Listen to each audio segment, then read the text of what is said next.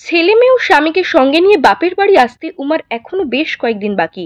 কিন্তু এখন থেকেই কুমোরপাড়ার মৃৎশিল্পীরা জীবনযুদ্ধে লড়াইয়ে টিকে থাকার জন্য উমাকে 7 সমুদ্র পাড়ে পাঠানোর প্রস্তুতি শুরু করে দিয়েছেন।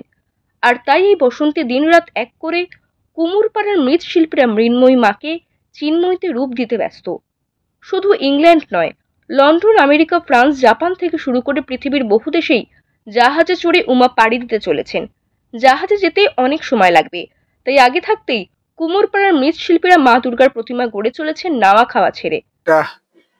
রুজি রোজগারের একটা পথ, সেই কারণে আমাদের এই বিদেশের মাটিতে এই ফাইবার গ্লাসের দুর্গা প্রতি বছর যেমন পাঠায় এবছরও যাচ্ছে।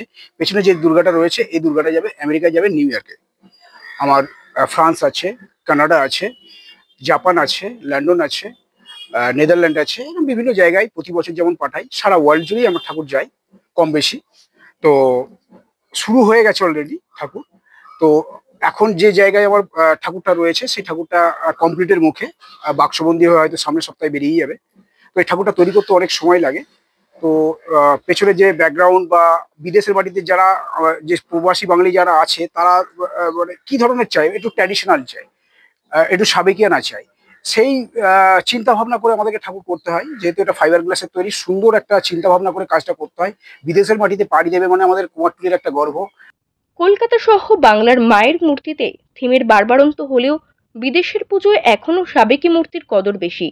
তাই মায়ের সাবেকি মূর্তি বেশি পাড়ি দিচ্ছে আমেরিকা ও ইউরোপে। কলকাতা থেকে সঞ্জয় রায়চৌধুরী রিপোর্ট, ওঙ্কার বাংলা।